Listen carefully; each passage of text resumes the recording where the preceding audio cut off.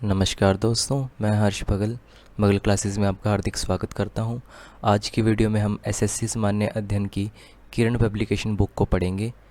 इस बुक में हमने chapter wise, type wise and topic wise questions को पढ़ने की सीरीज़ शुरू की है, जिसमें आज हमारी सेकंड वीडियो है। यह बुक एसएससी के सभी एग्ज़ाम्स के लिए बहुत ही महत्वपूर्ण है। व अन्य वनडे एग्ज़ाम्स के लिए भी यह बुक बहुत ही ज़्यादा महत्वपूर्ण है। इस बुक में हमने भारत के इतिहास में से प्राचीन भारत के इतिहास को शुरू किया था, जिसमें हमने टाइप 1 को कवर किया था। अगर आपने अभी तक टाइप 1 की वीडियो नहीं देखी है तो डिस्क्रिप्शन बॉक्स में हमने उसका लिंक प्रोवाइड कर दिया है। सबसे पहले आप टाइप 1 को कंप्लीट कर लीजिए, ताकि इस वीडियो में भी आपका सीक्वेंस वैसा ही बना रहे। आज की वीडियो में हम टाइप 2 और टाइप 3 को कवर करेंगे। इसी प्रकार हम डे बाय डे इन सभी चैप्टर्स को कवर करेंगे। तो चलिए शुरू करते हैं हम आज की वीडियो।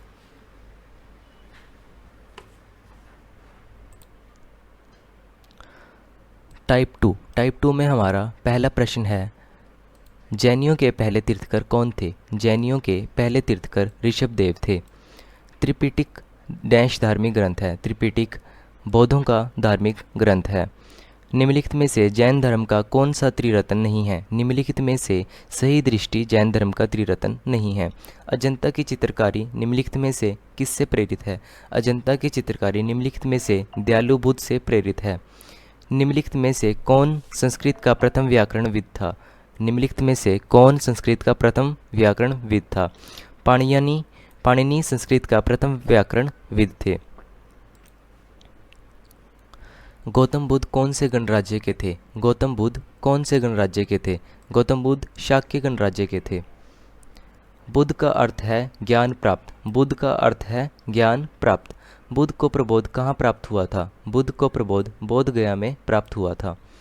निम्न में से कौन सा एक भारत में लिखित सबसे बाद वाला बौद्ध धर्म का ग्रंथ है? निम्न में से कौन सा एक भारत में लिखित सबसे बाद वाला बौद्ध धर्म का एक ग्रंथ है? वामसात पाक्सिनी एक बौद्ध धर्म का ग्रंथ है जो भारत में लिखा गया है। बौद्ध धर्म में निम्न में से किन मतों पर विश्वास करता है? बौद्ध धर्म निम्न में से किन मतों पर विश्वास करता है? ऑप्शन ए, बी, सी पर विश्वास करता है। दुनिया दुखों से भरी हुई है। लोगों को दुख उनकी इच्छाओं के कारण होते हैं। यदि इच्छाओं पर काबू पा लिया जाए तो निर्वाण मिल जाएगा। अलेक्जेंडर और पोरस ने लड़ाई लड़ी थी झेलम नदी के पास। अलेक्जेंडर यानी सिकंदर और पोरस ने लड़ाई लड़ी थी झेलम नदी के पास। सिकंदर की मृत्यु के बाद उसके साम्राज्य का पूर्व भाग किसके अधीन चला गया? सिकंदर की मृत्यु के बाद उसके साम्राज्य का पूर्वी भाग किसके अधीन चला गया? सेलूकस निकेटर के अधीन चला गया। उन स्तंभदार भवनों को क्या कहते हैं जिनमें बौद्ध भिक्षु पूजा करते थे? उन स्तंभदार भवनों को क्या कहते हैं जिनमें बौद्ध भिक्षु पूजा करते थे? चैत्य कहते हैं। चैत्य कहते हैं।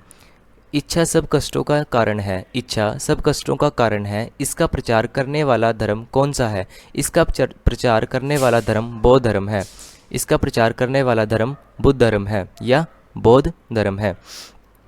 निम्न में से कौन सा शासक बुद्ध का समकालीन था? निम्न में से कौन सा शासक बुद्ध का समकालीन था? बिंबिसार बुद्ध का समकालीन था। बुद्ध के जन्म और उसके पूर्व जन्म की कहानियाँ किसमें संकलित हैं? बुद्ध के जन्म और उसके पूर्व जन्म की कहानियाँ जातक कथाएं में संकलित हैं। जातक कथाएं में संकलित हैं। प्रथम बौद्ध परिषद कहाँ आयोजित की गई थी? प्रथम बौद्ध परिषद कहाँ आयोजित की गई थी? राजगृह में। बुद्ध के प्रथम प्रवचन को कहा जाता है? बुद्ध के प्रथम प्रवचन को कहा जाता है धम्मचक्र प्रवर्तन सूत्र। धम्मचक्र प्रवर्तन सूत्र। बुद्ध धम्म और संघ मिलकर कहलाते हैं। बुद्ध धम्म और संघ मिलकर कहलाते हैं त्रिरत्न। त्रिरत्न। मिलिंद पन्हो क्या है? मिलिंद पन्हो एक बौद्ध ग्रंथ है। मिलिंद पन्हो एक बौद्ध ग्रंथ है। निम्नलिखित में से कौन सा संप्रदाय बौद्ध धर्म का नहीं है? निम्नलिखित में से कौन सा संप्रदाय बौद्ध धर्म का नहीं है? दिगंबर संप्रदाय बौद्ध धर्म का नहीं है। महावीर का प्रथम शिष्य कौन था? महावीर का प्रथम शिष्य जमाली था। वर्धमान महावीर और किस नाम से विख्यात हैं? वर्धमान महावीर जैना नाम से विख्यात हैं। तिब्बत में बौद्ध धर्म का प्रचार करने वाले बौद्ध भिक्षु कौन थे? तिब्बत में बौद्ध धर्म का प्रचार करने वाले बौद्ध भिक्षु पद्मसंभव थे। गौतम बुद्ध का जन्म स्थान किसके द्वारा अंकित किया जाता है? गौतम बुद्ध का स्थान किसके द्वारा अंकित किया जाता है? अशोक मौर्य का रुमिनदेई स्तंभ द्वारा अंकित किया जाता है। भारतीय इतिहास के निम्नलिखित युगों में से किसके दौरान क्षत्रिय एक विशिष्ट पहचान रखते थे? भारतीय इतिहास के निम्नलिखित युगों में से किसके दौरान क्षत्रिय एक विशिष्ट पहचान रखते थे? बुद्ध के युग में पहचान रखते थे। जैन तथा बौद्ध धर्म के समय कितने आश्रमों को मान्यता हुई थी? जैन तथा बौद्ध धर्म के समय कितने आश्रमों को मान्यता प्राप्त हुई थी? 4 आश्रमों को मान्यता प्राप्त हुई थी। 6ठी शताब्दी ईस्वी पूर्व में कौन सा काल कहलाता है? 6ठी शताब्दी ईस्वी पूर्व कौन सा काल कहलाता है? धार्मिक उत्तेजना काल कहलाता है। भारत में जैन धर्म का संस्थापक कौन है? भारत में जैन धर्म का संस्थापक गौतम को कहा जाता है। बौद्ध धर्म में त्रिरत्न क्या इंगित करता है? बौद्ध धर्म में त्रिरत्न विनय पिटक, सुत्त पिटक और अधिधम पिटक को इंगित करता है। उस राज्य का नाम बताइए जिसने पहली बार युद्ध में हाथियों का इस्तेमाल किया था। उस राज्य का नाम बताइए जिसने पहली बार युद्ध में हाथियों का इस्तेमाल किया था। मगध राज्य ने पहली बार हाथियों का इस्तेमाल किया था। उस गणतंत्र का नाम बताइए जो 6ठी शताब्दी ईसा पूर्व जातियों का राजसंघ था। उस गणतंत्र का नाम बताइए जो 6ठी शताब्दी ईसा पूर्व जातियों का राजसंघ था। वज्जी 6ठी शताब्दी ईसा पूर्व जातियों का राजसंघ था। जैनियों द्वारा अपने पवित्र ग्रंथों के लिए सामूहिक रूप से किस शब्द का प्रयोग किया जाता है? जैनियों द्वारा अपने पवित्र ग्रंथों के लिए सामूहिक रूप से किस शब्द का प्रयोग किया जाता है? अंग शब्द का प्रयोग किया जाता है। निम्नलिखित में से किस मुद्रा में गौतम बुद्ध ने सारनाथ में अपना पहला उपदेश दिया था? निम्नलिखित में से किस मुद्रा में गौतम बुद्ध ने सारनाथ में अपना पहला उपदेश दिया था? धर्मचक्र मुद्रा में पहला उपदेश दिया गया था। कैवल्य कौन से धर्म से संबंधित है? कैवल्य जैन धर्म से संबंधित है। कौन सा बौद्ध ग्रंथ 16 महाजनपदों का उल्लेख करता है? कौन सा बौद्ध ग्रंथ 16 महाजनपदों का उल्लेख करता है? अंगुत्तर निकाय। अंगुत्तर निकाय बौद्ध ग्रंथ है जो 16 महाजनपदों का उल्लेख करता है। 16 महाजनपदों में से किसकी राजधानी तक्षशिला थी? 16 महाजनपदों में से किसकी राजधानी तक्षशिला थी? गंधार क्षेत्र की राजधानी, गंधार महाजनपद की राजधानी तक्षशिला थी। स्तूप शब्द गौतम बुद्ध के जीवन की निम्नलिखित में से किस घटना से संबंधित है? स्तूप शब्द गौतम बुद्ध के जीवन की निम्नलिखित में से किस घटना से संबंधित है? मृत्यु घटना से संबंधित है। बौद्ध धर्म महायान और हीनयान में से किस शासक के शासककाल के दौरान विभाजित हुआ था? बौद्ध धर्म महायान और हीनयान में किस शासक के शासनकाल के दौरान विभाजित हुआ था? कनिष्क के शासन के दौरान यह दोनों विभाजित हुए थे। वैशेषिक दर्शन के प्रतिपादक कौन है? वैशेषिक दर्शन के प्रतिपादक कनाद को कहा जाता है। बौद्ध धर्म के अधिकांश ग्रंथ किस भाषा में लिखे गए हैं? बौद्ध धर्म के अधिकांश ग्रंथ पाली भाषा में लिखे गए हैं। किन्हें एशिया का प्रकाश भी कहा जाता है? गौतम बुद्ध को एशिया का प्रकाश भी कहा जाता है। महावीर का जन्म कहाँ हुआ था? महावीर का जन्म कुंडग्राम में हुआ था। कौन सा स्थान गौतम बुद्ध से संबंध नहीं है? कौन सा स्थान गौतम बुद्ध से संबंध नहीं रखता? पावापुरी गौतम बुद्ध से संबंध नहीं रखता। सारनाथ, बोधगया और खुशीनगर गौतम बुद्ध से संबंध रखते हैं। जैन धर्म का सबसे महत्वपूर्ण आधारभूत सिद्धांत क्या माना जाता है? जैन धर्म का सबसे महत्वपूर्ण आधारभूत सिद्धांत क्या माना जाता है? अहिंसा सबसे महत्वपूर्ण और आधारभूत सिद्धांत माना जाता है। महर्षि गौतम का संबंध किस भारतीय दर्शन से है? महर्षि गौतम का संबंध किस भारतीय दर्शन से है? न्याय भारतीय दर्शन से इसका संबंध है। 7वीं शताब्दी के प्रारंभ के साथ थानेश्वर और कन्नौज के सिंहासन पर कौन बैठा था? 7वीं शताब्दी के प्रारंभ के साथ थानेश्वर और कन्नौज के सिंहासन पर कौन बैठा था? 7वीं शताब्दी में हर्षवर्धन को थानेश्वर और कन्नौज के सिंहासन पर बैठा दिया गया था। भगवान महावीर की शिक्षाओं के संकलन को क्या कहा जाता है? भगवान महावीर की शिक्षाओं के संकलन को क्या कहा जाता है? आगम सूत्र कहा जाता है। डैश का युद्ध 326 ईसा पूर्व सिकंदर महान द्वारा राजा पोरस के विरुद्ध लड़ा गया। वह युद्ध का नाम था हाइडेस्प। क्या नाम था? हाइडेस्प, जिसको झेलम नदी के पास लड़ा गया था। इसको झेलम नदी का युद्ध भी कहा जाता है। भगवान गौतम बुद्ध के जीवन काल के दौरान 7वीं और 8वीं शताब्दी ईसा पूर्व में कितनी महान शक्तियाँ यानी महान जनपद अस्तित्व में थी? जब भगवान गौतम बुद्ध का जीवन काल था उस दौरान 7वीं और 6ठी शताब्दी ईसा पूर्व में टोटल 16 महाजनपद थे। टोटल 16 महाजनपद अस्तित्व में थे या फिर महान शक्तियाँ जो थी अस्तित्व में थी। निम्नलिखित में से कौन सा राजशाही राज्यों में एक नहीं है जो कि 7वीं और 6ठी शताब्दी के शुरू में ईसा पूर्व भारत में मौजूद है?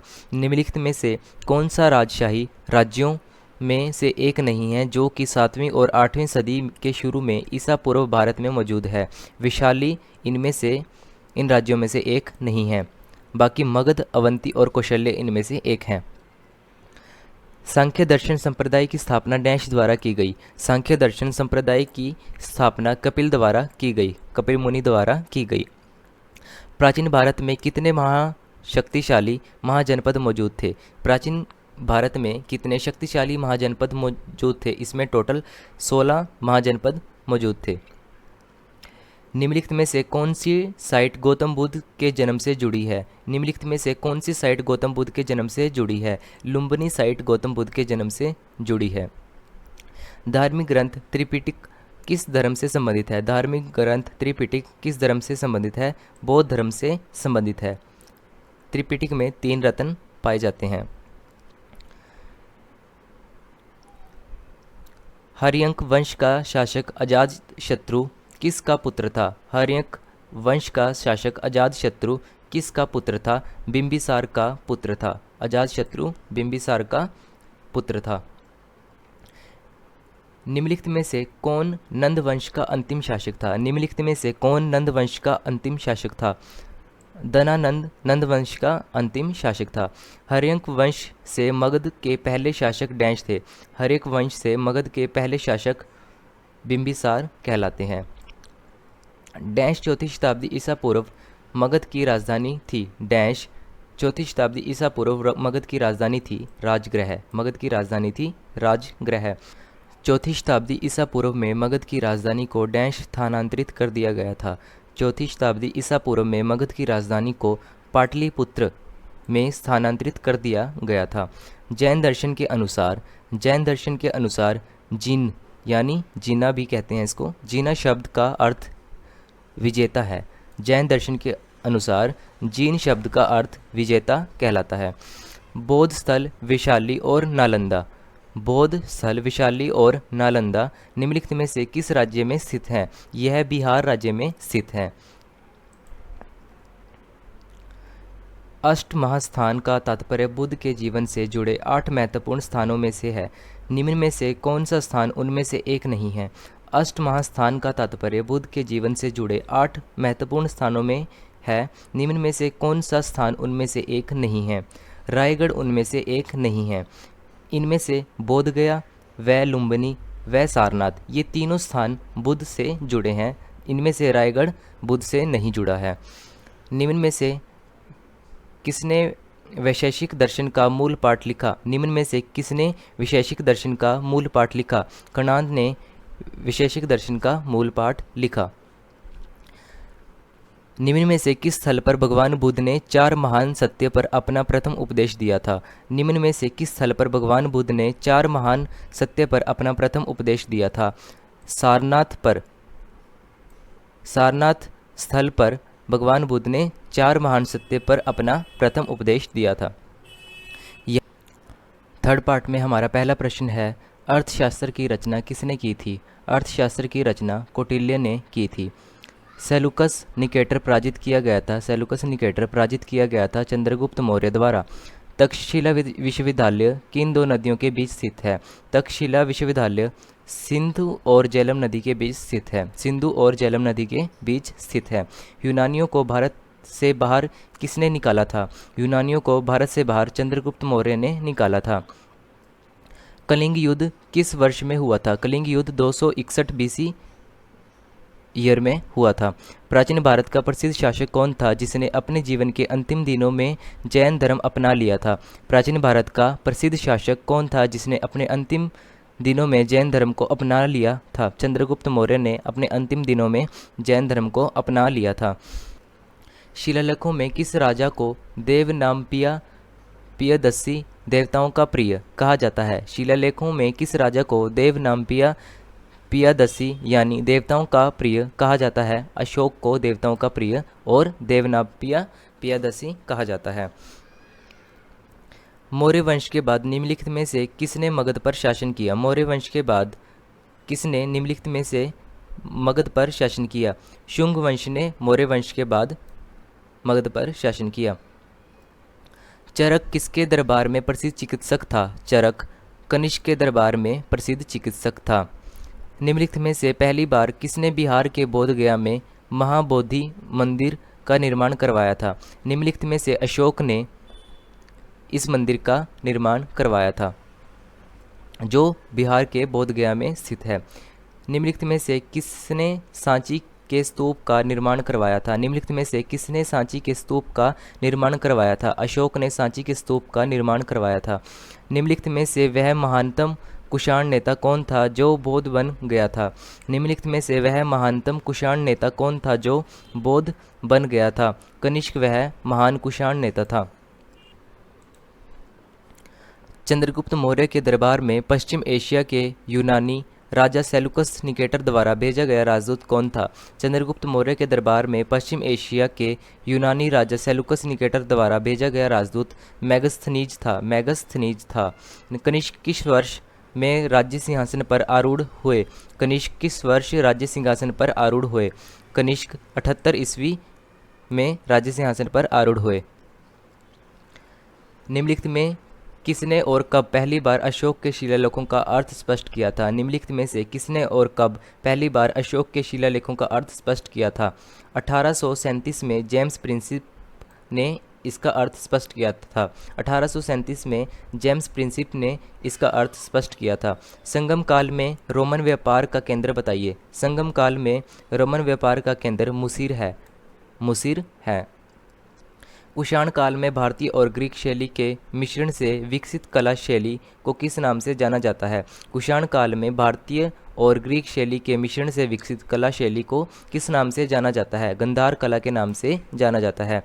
राजा खारवेल किसके चेदी वंश के महानतम शासक थे? राजा खारवेल किसके चेदी वंश के महानतम शासक थे? कलिंग के महानतम शासक थे। प्राचीन चोल साम्राज्य की राजधानी कहाँ पर थी? प्राचीन चोल साम्राज्य की राजधानी कहाँ पर थी? उरेरयू में स्थित थी।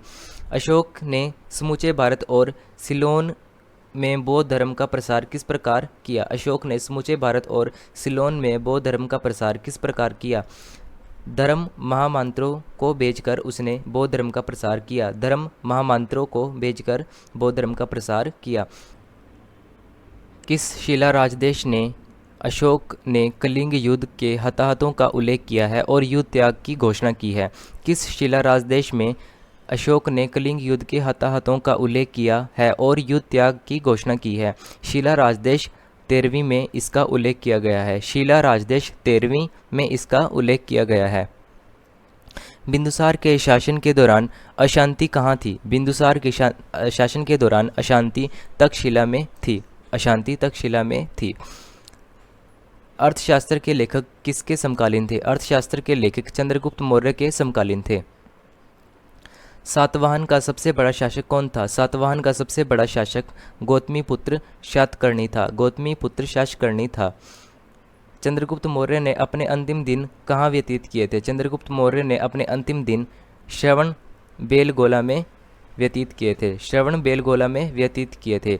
निम्नलिखित में से कौन शासक कुषाण वंश से था? कडफिसेस वन कुषाण वंश से था। सातवाहन साम्राज्य के संस्थापक कौन थे? सातवाहन साम्राज्य के संस्थापक सिमुक थे। गंधार कला किन दो कलाओं का संयोजन है? गंधार कला हिंदू और यूनानी कलाओं का संयोजन है। संगम साहित्य के संरक्षक कौन थे? संगम साहित्य के संरक्षक पांड्य थे। अशोक के शिलालेख पर किसी लिपि का प्रयोग किया गया था? अशोक के शिलालेख पर किस लिपि का प्रयोग किया गया था? ब्राह्मी लिपि का प्रयोग किया गया था। मौर्य साम्राज्य की राजधानी कहाँ स्थित थी? मौर्य साम्राज्य की राजधानी पाटलिपुत्र में स्थित थी। भारतीय कला का वह कौन सा स्कूल है जो ग्रीको रोमन बौद्ध आर्ट के नाम से भी जाना जाता है? भारतीय कला का वह कौन सा स्कूल है जो ग्रीको रोमन बौद्ध आर्ट के नाम से भी जाना जाता है? गंधार स्कूल। धम्म की शिक्षा देने के लिए अशोक ने किन पदाधिकारियों की नियुक्ति की थी? धम्म की शिक्षा देने के लिए अशोक ने किन पदाधिकारियों की नियुक्ति की थी? धम्म महामात्र की नियुक्ति की थी। धम्म महामात्र की नियुक्ति की थी। संगम युग का तेलिकापियम संगम युग का तेलिकापियम डैश साहित्य का सबसे बड़ा कार्य है। संगम युग का तेलिकापियम डैश साहित्य का सबसे बड़ा कार्य है। तमिल साहित्य का सबसे बड़ा कार्य है।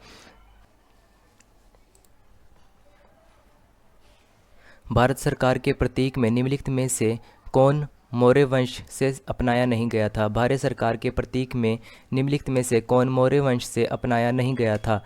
सत्यमेव जयते अपनाया नहीं गया था। सत्यमेव जयते अपनाया नहीं गया था।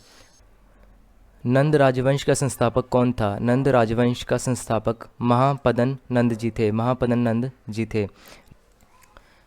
निम्नलिखित शासकों में से किसके लिए एका ब्राह्मण प्रयुक्त हुआ है? निम्नलिखित शासकों में से किसके लिए एका ब्राह्मण प्रयुक्त हुआ है? गौतमी पुत्र शातकर्णी के लिए प्रयुक्त हुआ है। गौतमी पुत्र शातकर्णी के लिए प्रयुक्त हुआ है। ग्रीक लेखकों द्वारा अग्रमीज या जेंडरमीज किसे कहा गया है? ग्रीक लेखकों द्वारा अग्रमीज या जेंडरमीज किसे कहा गया है? धनानंद को अग्रमीज या जेंडरमीज कहा गया है। निम्नलिखित में से किसकी जानकारी अशोक के शिलालेखों से मिलती है? निम्नलिखित में से किसकी जानकारी अशोक के शिलालेखों से मिलती है? जीवन वृत्त, आंतरिक नीति, विदेश नीति। इन सभी विकल्पों को सही माना गया है। जीवन वृत्त, आंतरिक नीति और विशेष नीति की जानकारी अशोक के शिलालेखों से मिलती है। निम्नलिखित में से किसने सांची के स्तूप का निर्माण करवाया था? निम्नलिखित में से किसने सांची के स्तूप का निर्माण करवाया था? अशोक ने सांची के स्तूप का निर्माण करवाया था। कुषाण साम्राज्य के संस्थापक कौन थे? कुषाण साम्राज्य के संस्थापक कुजुल कडफिसेस थे। कुजुल कडफिसेस थे। सारनाथ स्तंभ के ऊपर रखे हुए शेर जिन्हें हम अपने नोटों पर देखते हैं वास्तविकता में किस पदार्थ पर नक्काक्षित है? नक्काक्षित है। सारनाथ स्तंभ के ऊपर रखे हुए शेर जिन्हें हम अपने नोटों पर देखते हैं वास्तविकता में किस पदार्थ पर नक्काक्षित है? नक्काक्षित है। पत्थर पर नक्काक्षित है। पत्थर पर नक्काक्षित है। सारनाथ स्तंभ का चक्र निम्न में से किसे इंगित करता है? सारनाथ स्तंभ का चक्र निम्न में से किसे इंगित करता है? प्रगति को इंगित करता है। निम्न में से कौन सा तत्व दम में वर्णित नहीं है? निम्न में से कौन सा तत्व दम में वर्णित नहीं है? संघ के प्रति आस्था। संघ के प्रति आस्था इनमें से दम में वर्णित नहीं था। दमेक स्तूप।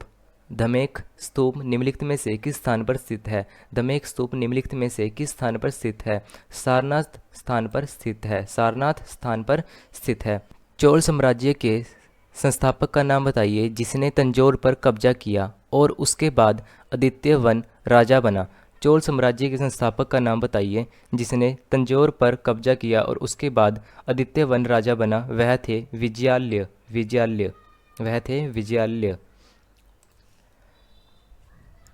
सारनाथ में स्थित डैश स्तूप का निर्माण महान मौर्य सम्राट अशोक ने किया था। यह भारत में स्थित प्रमुख बौद्ध संरचनाओं में से एक है। सारनाथ में स्थित डैश स्तूप का निर्माण महान मौर्य सम्राट अशोक ने किया था। यह भारत में स्थित प्रमुख बौद्ध संरचनाओं में से एक है। सारनाथ में स्थित डैश स्तूप का निर्माण महान मौर्य सम्राट अशोक ने किया था। यह भारत में स्थित प्रमुख बौद्ध संरचनाओं में से एक है। यह स्तूप धम्मेक स्तूप है। यह स्तूप धम्मेक स्तूप है।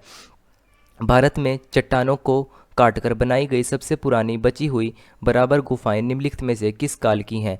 भारत में चट्टानों को काटकर बनाई गई सबसे पुरानी बची हुई बराबर गुफाएं निम्नलिखित में से किस काल की हैं? यह मौर्य साम्राज्य के काल की हैं। सिकंदर ने भारत पर डैश में हमला किया था। सिकंदर ने भारत पर 326 ईस्वी पूर्व में हमला किया था। तमिल महाकाव्य शिल्पदिक्कारम का लेखन किसने किया है? तमिल महाकाव्य शिल्पदिक्कारम का लेखन किसने किया है? इलंगो आदिगल ने इसका लेखन किया है। इलंगो आदिगल ने इसका उल्लेखन किया है।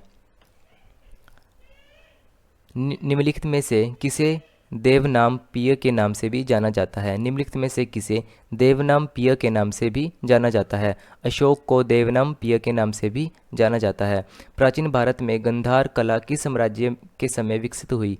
प्राचीन भारत में गंधार कला किस साम्राज्य के समय में विकसित हुई? कुषाण साम्राज्य के समय में गंधार कला विकसित हुई।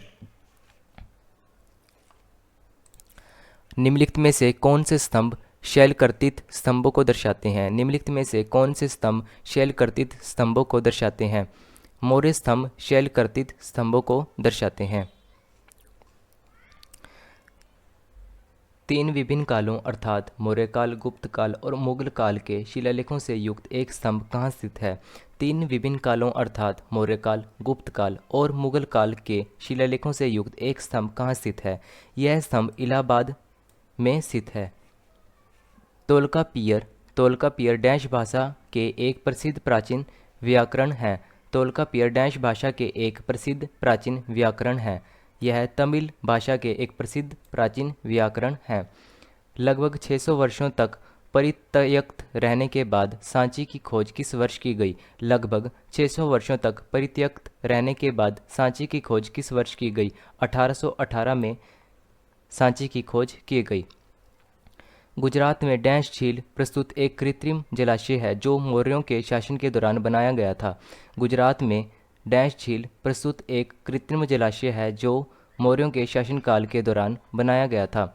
यह झील सुदर्शन झील है जो मौर्यों के शासनकाल के दौरान एक कृत्रिम जलाशय बनाया गया था। विक्रम संवत कब शुरू हुआ? विक्रम संवत है 57 ईसा पूर्व आरंभ हुआ। 57 ईसा पूर्व आरंभ हुआ। इनमें से किस राज्य में अशोक की जोगड़शिला राजाज्ञा स्थित है? इनमें से किस राज्य में अशोक की जोगड़शिला यानी रॉक एडिक्ट स्थित है? ओडिशा में स्थित है। ओडिशा में स्थित है। कौन सा मौर्य शासक बौद्ध धर्म का अनुयायी बना? कौन सा मौर्य शासक बौद्ध धर्म का अनुयायी बना? अशोक शासक बौद्ध धर्म का अनुयायी बना।